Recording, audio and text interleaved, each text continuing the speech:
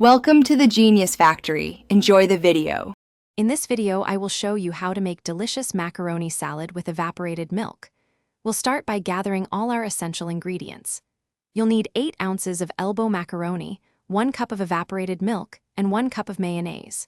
We'll also prepare a vibrant mix of fresh vegetables like celery, red onion, and bell pepper to add a delightful crunch and flavor to our creamy salad. This recipe is simple and yields a fantastic side dish.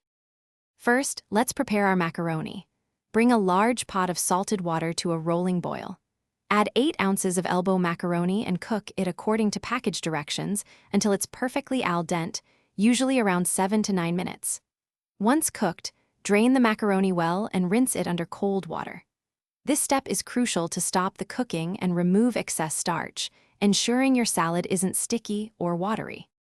Now for the heart of our salad, the creamy dressing.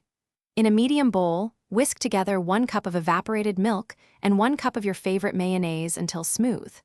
Incorporate 2 tablespoons of white vinegar and 1 tablespoon of granulated sugar to balance the flavors. Finally, season the dressing with 1/2 teaspoon of salt and 1/4 teaspoon of black pepper, adjusting to your taste preferences for a perfect blend. With all components ready, it's time to assemble our macaroni salad. In a large mixing bowl, gently combine the cooled macaroni with your finely diced vegetables, such as 1/2 cup of celery and 1/4 cup of red onion. Pour the rich, creamy dressing over the mixture. Stir everything thoroughly until every piece is beautifully coated. Cover the bowl and refrigerate for at least 2 hours to allow the flavors to meld perfectly. Thanks for watching. If you found this helpful, don't forget to like and subscribe.